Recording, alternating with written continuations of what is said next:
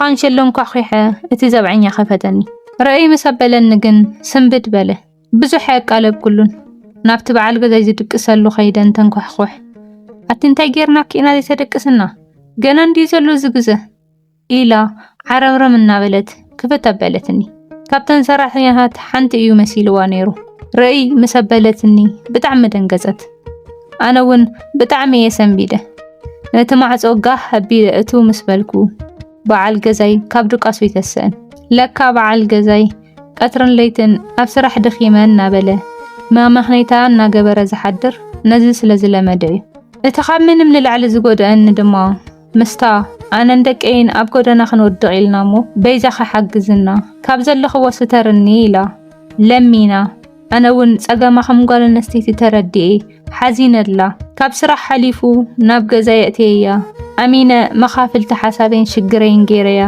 ምስ ሰብኣየይ ከምኡ ምግባራ ብኽልተ ዝኣመንክዎም ሰባት መኽሓደይ ብጣዕሚ እዩ ሃሲኒ ካብ መጀመርታ ሓዳረይ ሓደ ቆልዓ ወሊደየ ኣነን ሰብኣየይን ካብ ዜሮ ተላዒልና ሰሪሕና ዘጥረናዮ ሃፍቲ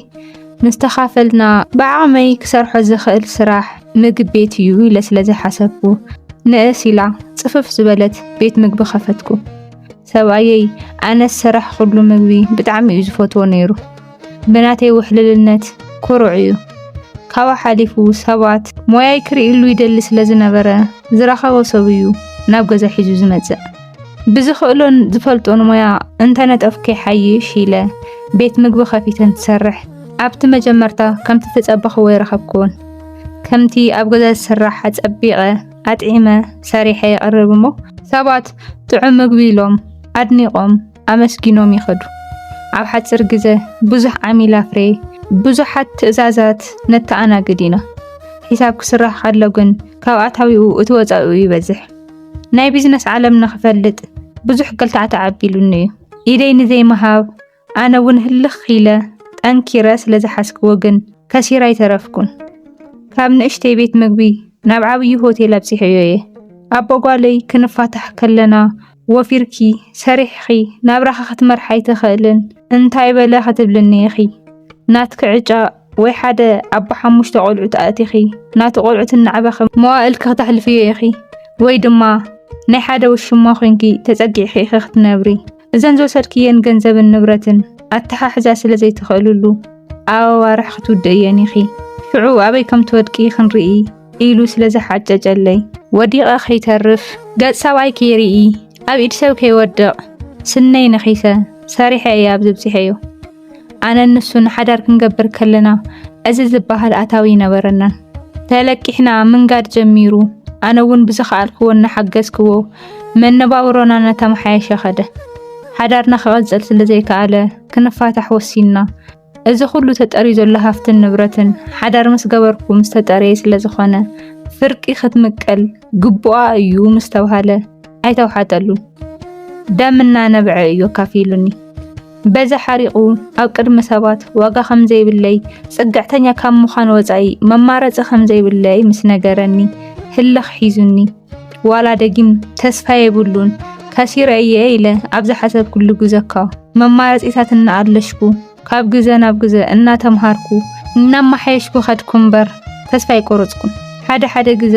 እዚ ሰብ በዓል ውዕለታይ ድዩ ወይስ ጸላእየይ ምናልባት ንስኹም ኢሉ ህልኽ እንተዘይትሕዘንኮ ክሳዕ ክንዲ ዝተማወይተ ኣብዚ ምበጻሕኹን ነይረ ይብል በዓል ዋና ትካል ኮይንካ ኣብ ትሕቲኻ ብዙሓት ሰራሕተኛ እናመሓደርካ ተወሳኺ ድማ ጓል ኣንስተይቲ ምዃን ኣዶ ምዃን ተሓዊስዎ ቀሊል ኣይኮነለይ መማረፂ ስለ ዘይነበረኒ ግን ንኹሉ ክጋፈጦ ነይሩኒ ኣብዘን ውሑዳት ዓመታት ኣብ ሙሉእ ህይወተይ ዘይቀሰምክዎ ናይ ህይወት ልምድታት ንኽረክብ ንኽመሃር ዕድል ረኺበ እየ ብኡ ልክዕ እውን ኣብ ህይወተይ ክኾኖ እየ ክገብሮ እየ ኢለ ሓሲበዮ ዘይፈልጥ ሰብ ገይሩኒ ህይወት በየናይ መንገዲ ኣበየናይ ግዜ ክሳብ እምበርካ ኣነ ድየ እትብል ከም እተደመመካ ኣይፍለጠካን ብገንዘበይ ድላየይ ክገብር ኸኢለ እየ ንጓለይ ብግቡእ ተንከባኺበ የዕብዮ ኣለኹ ግን ናይ ሙሉእነት ስምዒት ክስምዐኒ ይከኣለን ዝኾነ ዝጎደለኒ ነገር ከም ዘሎ እየ ዝኣምን ካብኡ ሓሊፉ ድማ ሰባት ኣብቲ ኣነ ዝበፅሕክዎ ደረጃ ዝበፅሐት ጓል ኣንስተይቲ እንትርእዩ ኣብ ክንዲ ንፍዕቲ ሰሪሓ ርሂፃ ኣብ ዝበፂሓ ኢሎም ከበረታትዑ ዝፍትኑ ፈትሕቲ ኣደ ቆልዓ ዋጋ ዘይብላ ዝብሉ እዮም ኣቐዲሞም ዝዕዘቡ። እዚ ናይ ሰባት ኣረኣእያ ተወሲኽዎ ውሽጠይ ዕግበት ክስምዖ ኣይከኣለ። ኣብ ከባቢየይ ብዙሓት ኣወዳት ካብ ንሃፍተይ ሪኦም ክጥቀሙ ሓሲቦም ጽግዕግዕ ዝብሉ ክሳብ ንሓዳርን ናብራን ደልዮም ዝጠይቁ ብዙሓት እዮም። ሓዳር እንተኾይኑልካ ክብረት እዩ። ኣነ እውን ዝኾነኒ እንተረኺበ ተመርዕየ ሓዳር ገይረ ክነብር ኣይጸላእኹን። ኣብቲ ፈለማ ዝቐረብክዎም ሓደ ክልተ ሰባት ክዕዘቦም ከለኹ ንዓይ ደልዮም ዘይኮነስ ንዘለና ሃፍቲ ንምውናን ደልዮም ከም ዝቐረቡኒ ምስ ተዓዘብኩ ብድሕሪኡ ኣሚነ ንኻሊእ ሰብኣይ ክቐርብ ዕድል ክህብ ተጸገምኩ። ሓደ ወዲ ግን ዋላ ከምቲ ልሙድ ገጽ ካልኤ እንተመለስክዎ ብቐሊሉ ተስፋ ክቆርጽ ኣይከኣለን። ብተደጋጋሚ እናተመላለሰ ናተይ ፍቕሪ ደኣ እምበር ዘለኒ ንዋይ ከም ዘይገድሶ ከርእየኒ ይፍትን። ካብኡ ሓሊፉ ምስ ጓለይ ጽቡቕ ክረዳድኡ እንትርኢ ክሓልየላ ክንከባኸባ እንትርኢ ቁሩብ ልበይ ርስርስ በለ። ባበይ ገይሩ ክኣቱ ከም ዝኽእል ዝተረድኦ እዩ ዝመስል። እዚ ወዲ ጽቡቕ መንእሰይ ዝደልያ ጓል ኣማሪጹ ክረክብ ዝኽእል እዩ። ንምንታይ ውላድ ዘለዋ ብዕድመ ማንዝኡ እትኸውን መሪጹ ዝብል ሕቶ ክመላለሰኒ ጀመረ። ነዚ ሕቶ ክሓቶ ከለኹ መን እዩ ቆልዓ ዘለዋ ክትፍቀር ኣይትኽእልን እያ ዝበለኪ ድማ እኮ ንእከለ ከፍቅር ኣለኒ ኢልካ ኣይኮነን ዝፍቀር። ድሓር ከዓስ ካብ ምስ ንእሽተይ ጽብቕቲ ኢልካ ተምፅኣ ጓል እታ ህይወት ዘምሃረታ ሕሉፍ ተመክሮ ዘለበማ እያ ንሓዳር ትኸውን በለኒ። ምስኡ ክኸውን እንትውስን ብዙሓት ኣብ ከባቢየይ ዘለዉ መሓዙተይ ኣሕዋተይ ፈተውተይ ግደፊ እዘይኾነክን ተጠቒሙልኪ ተበሊጹልኪ ክኸይድ ተዘይኮይኑ ምሳኺ ክነብር ዝኽእል ዓይነት ሰብ ኣይኮነን ኢሎም ኣጠንቂቖም እኒኦም። እንተኾነ ግን ካብቲ ንሳቶም ዝብሉ ንወፃኢ እዚ እዩ ዝበሃል ሕማቕ ነገር ኣይረአኹሉ። ምናልባት እቲ ንሳቶም ዝብልዎ ልክዕ ክኸውን ይኽእል እዩ ኢለ ነገራት ከስተባህል ከጻሪ ሞከርኩን። ሓቂ ዘረባ እቲ ዝበልዎ ሓቂ ኮይኑ ከይረኽቦ ስለ ዝፈራሕኹ ከስተውዕል ርግኢ ኢለ ግዜ ክወስድ ኣይደለኹን። ድሕሪ ነዊሕ ግዜ ኣባይ ተገዳስነት ዘለዎ ንጓለይ ዝሓልየላ ዝንከባኸባ ሰብ ረኺበ ክኸትሮ ይደለኹን። ናተይ ዝብሎ መጻምቲ ሰበይቲ ሰብኣይ ተባሂልካ ምኽባር ካብ ናይ ዝረብሕን ዘይረብሕን ጉንተላ ምንግልጋል ኣብ ዝሃረፍ ኩሉ ግዜ ስለ ዝመፀ ንሱ ዝበለኒ ጥራሕ ኣሚነ ምስኡ ሓዳር ጀመርኩ። ነገር ግን ሓደ ክደራደርሉ ዘይኽእል ነጥቢ ነይሩ። ናይ ሓዳር ውዕል ክናስር ከለና ሃፍተይን ንብረተይን ቅድሚ ሓዳርና ዝተጠረየ ንብረት ኩሉ ናተ እዩ። ድሕሪ ሕዚ ብሓደ ኮይና ሰሪሕና ዘጠረናዮ ሃፍቲ ጥራሕ እዩ ናይ ክልቴና ክኸውን ዝኽእል ዝብል መርገጽ ሓዝኩ። ነዚ ክሰምዕ ከሎ ገጹ ክቕየር እንትናደድ ኣስተባሃልኩሉ። እንተኾነ ግን ሕማቕ ኣይወፀን ጸገም የብሉን ኢሉ ረአዩልና ስምዑልና ኸይበልና ኣቕልል ኣቢልና ኢና ሓዳርና ዝጀመርናዮ። ሰብኣየይ ካብዛ እዚ ሃፍተይ ይግብአካን ዝበሃል ተቐይሩ እዩ። ነገር ግን ንኸይፍለጥ ብዝተኻእሎ ይጥንቀቕ እዩ። ሕጉስ ከም ዝኾነ ከምስል ዋላ ተፈተነ ኣብ ተግባራቱ ግን ንኽርድኦ ኣይጸገመለይን። ኣጥብቕ ኣቢለ ምስ ሓሰትክዎ በዚ ጉዳይ ከም ዝሓዘነ ኣይሓበአንን። ኣነ ነቲ ንብረት ናይ ግለ እዩ ምባልኪ ይኮነን ቅር ኢሉኒ። ክትኣምንኒ ዘይምኽኣልኪ እዩ ግሂውኒ። መዋእልና ብሓደ ክንነብር እናተባሃልና ንበይንኺ እንታይ ክትገብሩሉ ወይ ካባይ ዝተፈለየ ክትነብሩሉ ስለ ዝሓሰብኪ እዩ ከምኡ ጌርኪ። ዋላ ደኣ ብወረቐት ኣይግባኣካን ይበሃል እምበር ብሓንሳብ ክሳዕ ዝነበርናኮ ምጥቃመ ኣይተርፈንን እዩ። ጥቕማ ኣይተረድአንን። ካብዚ ዝተዓዘብኩ ከም ዘይተኣምንኒ እዩ በለኒ። ናይ ምእማንን ዘይምእማንን ዘይኮነስ እዚ ንብረት ናይ ጓለ እዩ ኢለ ካልኦት መቀባጠሪ ዝኾኑ ወሳሲኸ ከእምኖ ፈተንኩ። እቲ ሓቂ ግን ከእምኖ ስለ ዘይከኣልኩ እዩ ነይሩ። ክንደይ ላዕልን ታሕትን ርእየ ዘጥረኸቦ ሃፍተይ ዝኾነ ሰብ ምፂኡ ፎቴኪ ደልየኪ ኢሉ ኣምሲሉ ክምንጥለኒ ይፈቅድ። ከምቲ ዝበሎ ንሱ ንዘለዓለም ምሳይ ናይ መንባር ድሌት እንተሃልይዎ ንምንታይ ቀሪ ይብሎ ኢለ ሸለል ኢለዮ። ዕድመይ ከይዱ ተወሳኺ ድማ ውልድ ኣቢለ ቀልጢፈ ናብ ስርሐይ ክምለስ ኢለ ሓሲበ ኣከታቲለ 3 ቆልዑ ወለድኩ። ኣብዚ ግዜ እዚ እቲ ሆቴል ዝቆፃፀሮ ዝነበረ በዓል ገዛ እዩ። ኩሉ ንዕኡ ገዳዲፈ ኣነ ሙሉእ ብሙሉእ ትኹረተይ ናብ ቆልዑተይ ገይረ ኣብ ገዛ ምዃን እንትድብረኒ ክወፅእ እንትደሊ ተዘይኮይኑ ናብቲ ሆቴል ኣይከይድን። ኣብ ሓደ ናይ መንግስቲ መስሪያ ቤት ብዘይጠቅም ደመወዝ ተቆፂሩ ይሰርሕ ስለ ዝነበረ ኣብ ዝተሓገዝካኒ ዝሐሸ እዩ ተባሂልና ተኣማሚና እዩ ስርሑ ገዲፉ ኣብኡ መዋዕል ዝጀመረ ስራሕቲ ከመይ ይኸደልካ ኣሎ ኢለ እንተሓቶ ኩሉ ጽቡቕ እዩ ስለ ዝበለኒ ንዕኡ ተኣማሚነ ገዲፈሉ እየ ካብ ግዜ ናብ ግዜ ግን ንነዊሕ ግዜ ምስይ ዝሰራሓ ወይ ድማ ብስራሕን ንፉዓት ስለ ዝኾና ካብ ካሊእ ቦታ ደሞዝ ወሲኸ ዘምጻእኽወን ሰራሕተኛታተይ ሓደ ብሓደ እናወፃ እንትኸዳ ዋ እንታይ ደኣ ኮይና ጽቡቕ ሎ ትሰርሕ ኣይነበረትን እንተይለዮ ንስኺ የዋህ ስለ ዝኾንኪ ሸለል እናበልኪ የንጸጊበን ንሰራሕተኛ ገጽ መሃብ ኣየድልን ሓልያትልና ዘይኮነስ ስለ ዝኸፈልናያ እኮ እያ ትሰርሐልና ዘላ ኢሉ ከምዚ ጌራ ከም ዝተፈጢሩ ኢሉ ምኽንያታት ይድርድረለይ ሰራሕተኛ እኮ ብሜላ እንተሒዝካያ እዩ 10 ግዜ እንድሕር ንቀያየር ኮይና ደኣ እቲ ንቕርቦ መስተንግዶ ተቀያያሪ ክኸውን እዩ ኢለ ከረድኦ እንተፈቲነ ኣይትኽእልን እንዲ ክትብልኒ ዘለኺ ቢዝነስ ከመይ ከም ዝስራሕ ሰራሕተኛ ከመይ ከም ዝመሓደር ኣይትፈልጥን እንዲ ክትብልኒ ዘለኺ ኢሉ ይኹሪ ኩሉ ሻዕ ኣብቲ ስራሕ ዝተርኤየኒ ርኢቶ እንተሂበ ከምኡ ኢሉ ይዓፅወኒ ኣነ እውን ከየቐይሞ ከይኹሪ ኢለ ግድፍ የብሎ ናይቲ ሆቴል ኣታዊ እናቐነሰ ዓማዊል እውን ናባይ እናደወሉ ጥረይቶኦም እናቕረቡ ቀስ ብቐስ እናተዳኸመ ይኸይድ ከም ዘሎ ዋላ ተተዓዘብኩ ደፊረ ከም ዝግበር ከምዚ ይኹን ኢለ ከረድኦ ከም ዘይክእል ስለ ዝፈልጥ ግን ደቀይ ንእሽተይ ዕቢ ምስ በላለይ ባዕለይ ኢደ ሓዊሰ ክሳዕ ዝሰርሕ ድላዩ ይግበር ኢለ ስቕ በልኩ ግዚኡ እኮ እዩ እዚ ናይ ኢኮኖሚ ተፅዕኖ ንኹሉ እዩ ዝሃስ ዘሎ ኢሉ የመኽነየለይ ካብ ጉለት ኣታሕዛን ነቲ ቢዝነስ ዘይምፍላጥን ከም ዝኾነ ግን ይፈልጥ እየ ሓደ ግዜ ዝኾነ ሓሳብ ኣምፀአ መስተ ንሽጥ ዝብል ኣብቲ መጀመርታ ስራሕ እንትጅመር ምሸት መስተ ምሻጥ ጀሚረ ነይረ እንተኾነ ግን ሳዕበይናቱ ብዙሕ እዩ ነይሩ ክሳብ ሰዓት 7-8 ናይ ለይቲ እንትሰትዩ በይነይ እንትርዩኒ ክደፋፈሩ ዝደልዩ ብዙሓት እዮም ነዚ ጸልኤ ምሸት መስተ ምሻጥ ገዲፈ ሙሉእ ትኹረተይ ኣብ ምግቢ ገይረ እየ ዝሰርሕ ነይረ ባዕለይ ስለ ዝከታተሎ ፀገም የብሉን ምሸት እንዳ መስተ ይኹን ክልተ ሰለስተ ዝኾና ጽቡቓት ኣዋልድ ጌርና እንተጀሚርናዮ ጽቡቕ ክንሰርሕ ኢና ኣታዊና እውን ከስተኻኸለልና እዩ በለኒ ስራሕ ተዳኺሙ ዳርጋ ናብ ክሳራ ገጹ በፂሑ ስለ ዝነበረ ዋላ እኳ ስጋኣታት እንተነበረኒ ኣይተቃወምኩዎን ኣብ ከምዚ ኩነታት እናሃለና ሓንቲ ኣብ ገዛውትና ትነብር ሰብኣያ ብጣዕሚ የሰቕያ ዝነበረ ሓደ ግዜ ክሳዕ እውን ኣትስሕት ሆስፒታል እተኣቱ ወቂዕዋ ብኽንደይ መከራ ፈቲሓቶ ነገር ግን ክልተ ቆልዑት ሒዛ ክሕግዛ ስለ ዘይከኣለ ንቐለብ ንገዛ ኸራይ ተጸጊመ ደቀይ ሒዘ ናብ ጎደና ምውፃእ እዩ ተሪፍኒ ኣብዚ ገዛ ወይ ኣብቲ ሆቴልኪ እናተመላለስኩ ክሰርሖ ዝኽእል ስራሕ እንተሃልዩኪ በጃኻ ሓግዝኒ ኢላ ናብ ገዛይ መፀትኒ ሽዑ ንኻልኣይ ቆልዓ ሓራስየ ነይረ ካብ ብልበይ እየ ዝደንገጽ ኩሎ እዚ ሕዚ ተሓልፎ ዘላ ኣነ እውን ኣብ ዝኾነ ግዜ ዝሓልፍክዎ ስለ ዝነበረ ተወሳኺ ድማ ሰራሕተኛ ኣብ እንደሌሉ ግዜ ስለ ዝነበረ ኣብቲ ሆቴል ምግቢ ብምድላው ክሰርሕ ንበዓል ገዛይ ንኽቆፅራ ምስ ሓበርክዎ ክቕበል ኣይደልየን ሓዚነታን ስራሕን በበይኑ እዩ እንተደሊኺ ብውልቂ ሓግዝ እያ